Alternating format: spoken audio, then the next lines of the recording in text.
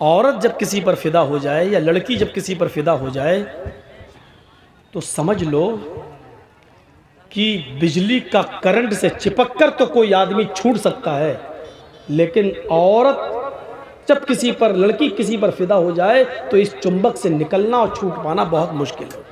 वो किसी भी हद तक जा सकती है। इसलिए कोशिश करो आप कि दूर ही रखा जाए, और जब वो मीठी मीठी बातें करे तो आप उससे सख्ती से बातें करें, उसके दिल में अपनी जगह बनाने की कोशिश ना करें, क्योंकि अगर उसके दिल में जगह बन गई तो बिजली के करंट से तो बच सकते हो, लेकिन औरत के करंट से नहीं। मशवरा दे रहा हूं आपको, हंसिएगा नहीं। वो तो मुझे मालूम है कि यहां से जाने के बाद फिर वही मोबाइल मुंह में लगा के करोगे, आई लव यू डार्लिंग कैसी हो, वो तो करोगे, वो हमें मालूम है।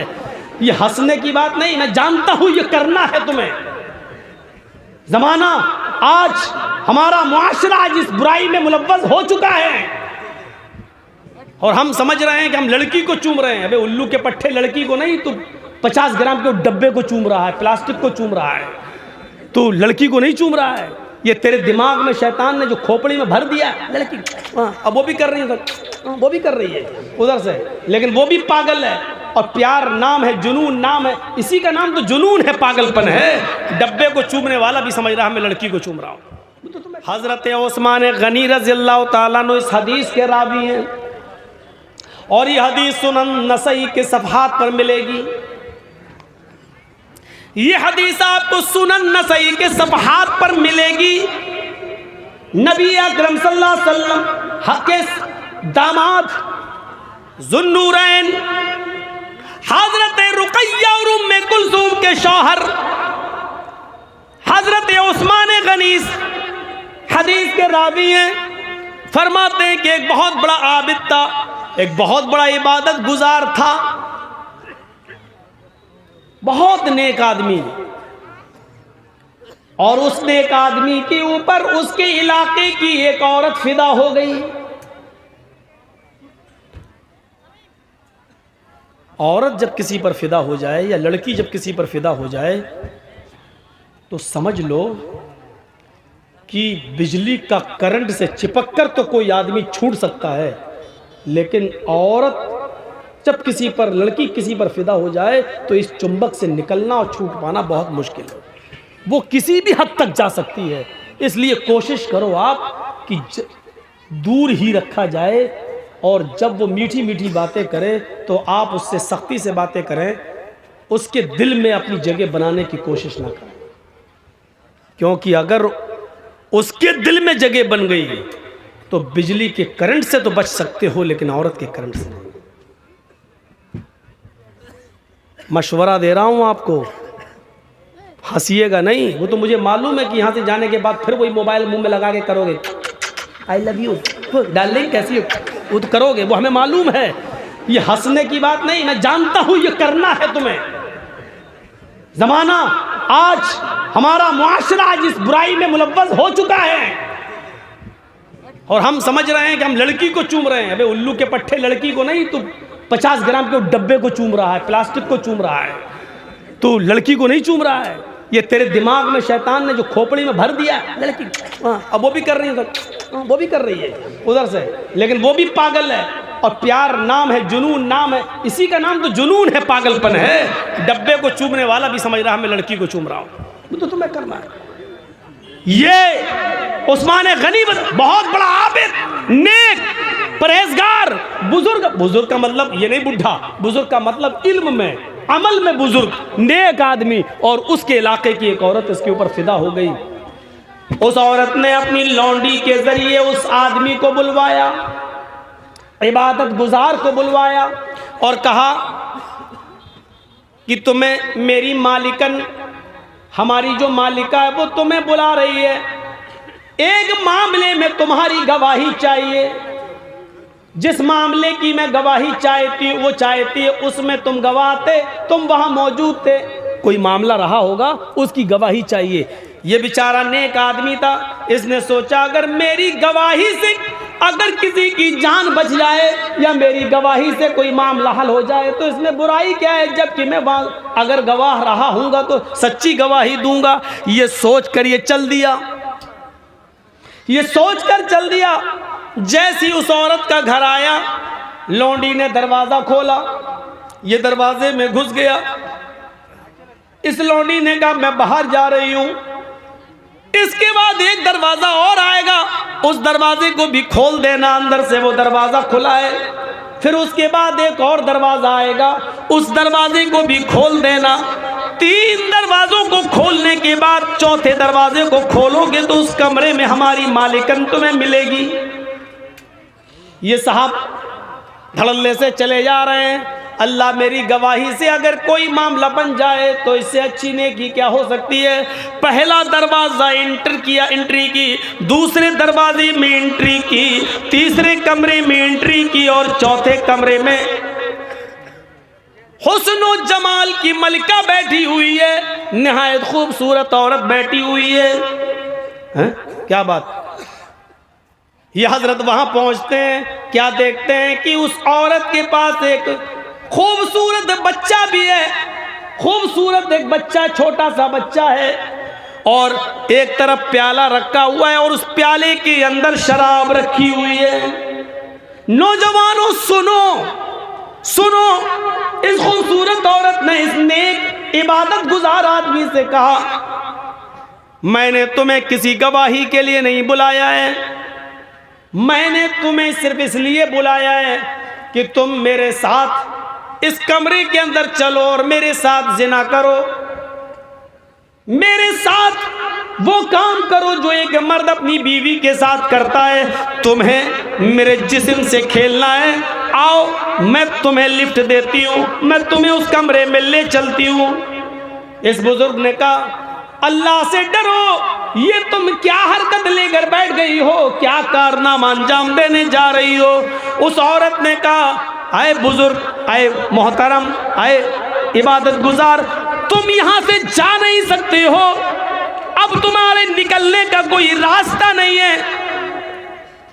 मैं चीखूंगी, चिल्लाऊंगी, तुम्हारी इबादत का भंडा फूट जाएगा, लोग ये समझेंगे कि दुनिया वालों की नज़र में बड़ा इबादत गुजार बनता था, और हाल ये है कि अकेले 3 कमरे क्रॉस करके चौथे कमरे तक भी पहुंच गया है। तुम्हारी इज्जत दांव पे लगी हुई है। इंसान की एक बार इज्जत चली जाए तो वो मरना पसंद कर लेता है, जलील होकर रहना पसंद नहीं करता।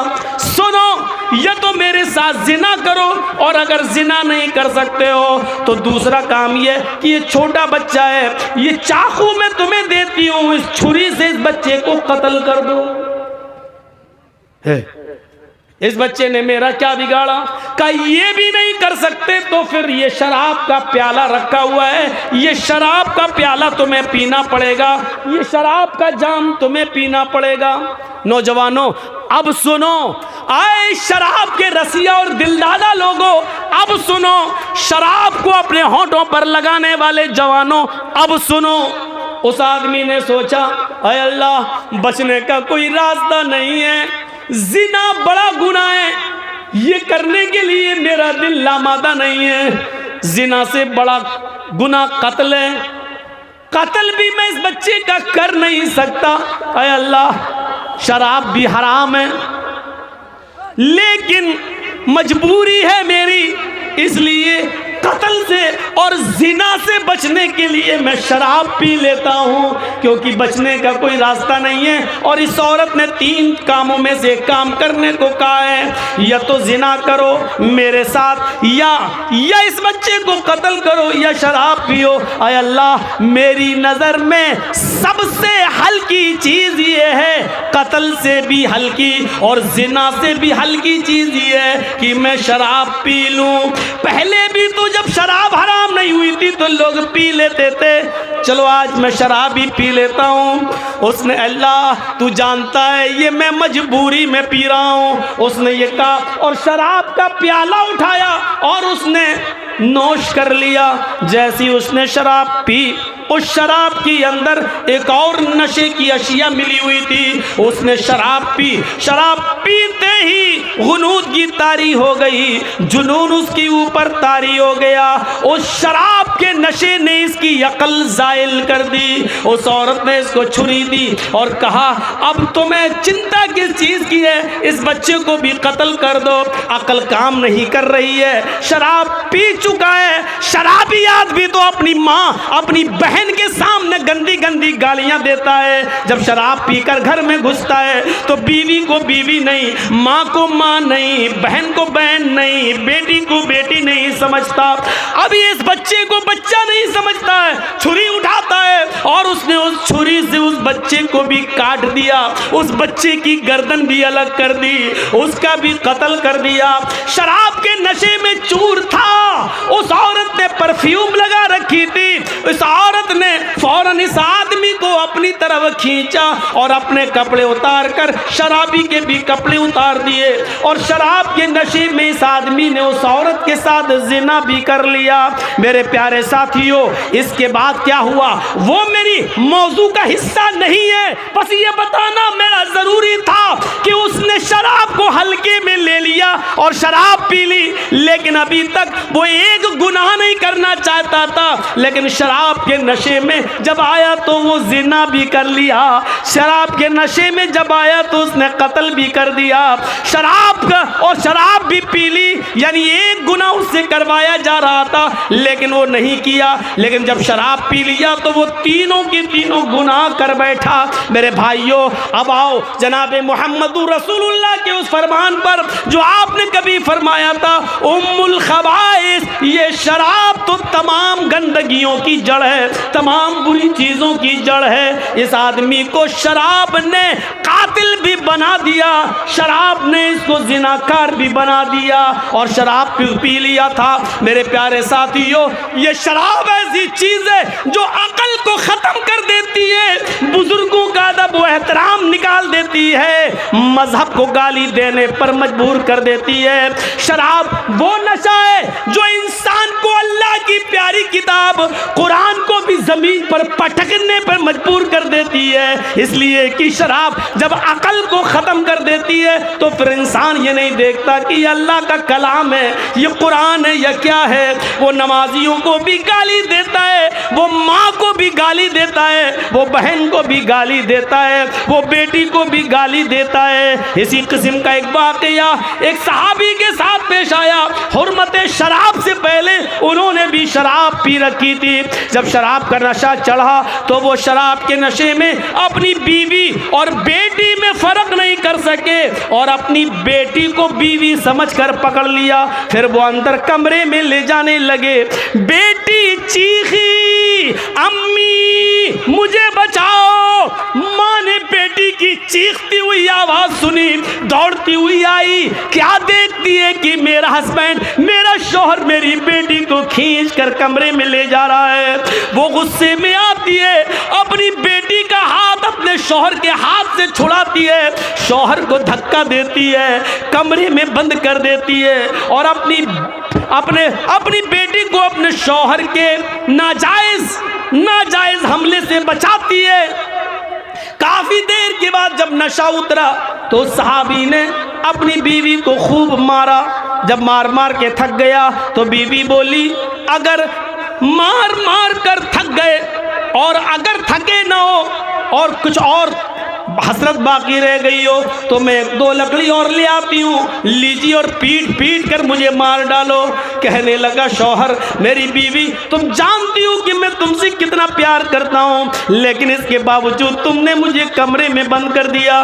बीवी रोती हुई कहती है, प्यार की नौटंकी आज मत करो, तुमने आज शराब पी रखी थी। शौहर कहता है, बीवी शराब तो मैं रोजाना पीता हूँ। कहा हाँ जानती हूँ, लेकिन एक लिमिट में, एक दायरे में पीते थे, लेकिन आज तुमने कुछ ज्यादा पी रखी थी। अरे कभी कम कभी ज्यादा, ये तो हो ही जाता है। आज ज्यादा पी ली तो किया।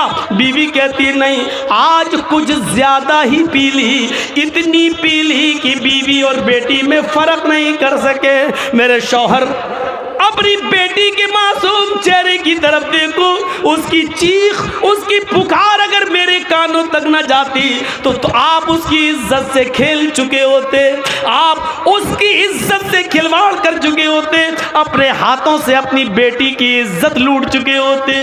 क्या कह रही हो मेरी बीवी? हाँ, नजरें आसमान पर गई।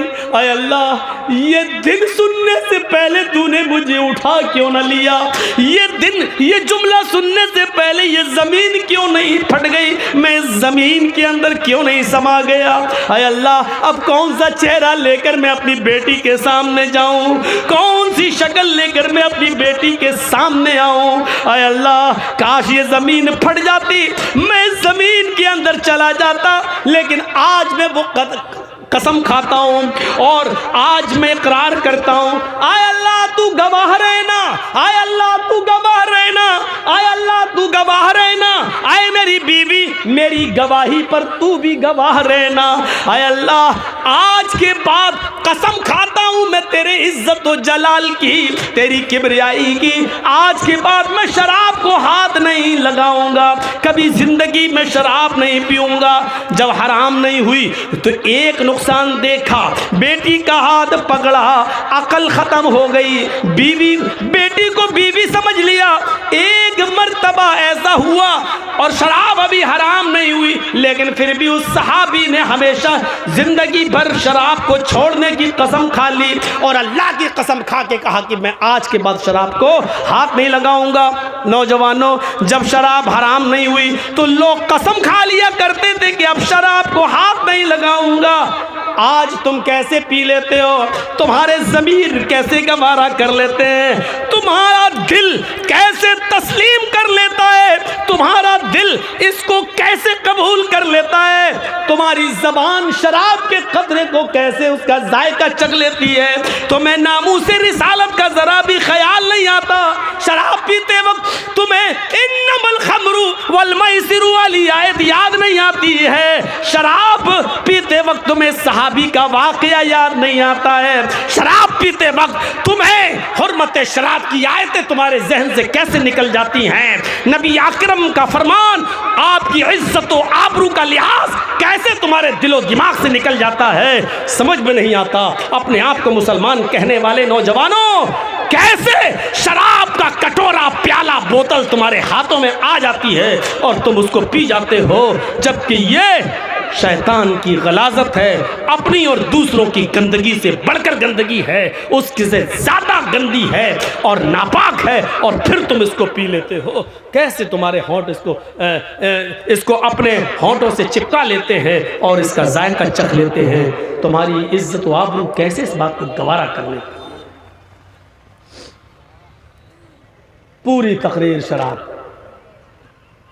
कहीं नहीं हटे हैं आज हम। शराबी को चढ़ा दो, फिर देखो।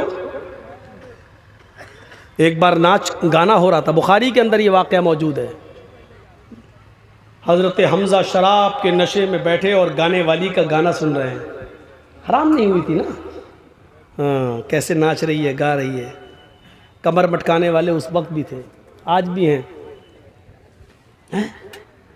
अब वो हज़रत हमज़ा के पास आ गई, क्योंकि बड़े बहादुर थे ना। आकर कहती है, हज़रत अली की ऊँटनी वहीं घूम रही थी, बड़ी खूबसूरत ऊँटनी थी हज़रत अली की। अब वो चाहती थी कि इस ऊँटनी की कलेजी हमें मिल जाए, तो हज़रत हमज़ा को उकसा देती है, अला या हमज़ा लिशुर्फिन नवा, अय हमज़ा, तू तो मोटी ऊँटनियों के लिए पैदा हुआ है, तेरे लिए इस ऊँटनी का पेट फाड़ कर उसकी कलेजी निकाल कर मुझे देने में क्या लगता है तुझे।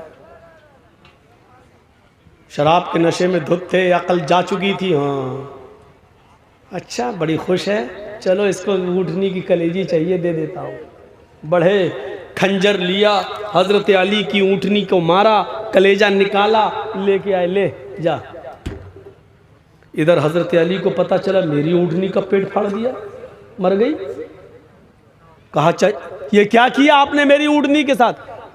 शराब के नशे में थे, उल्टा सीधा बोलने लगे।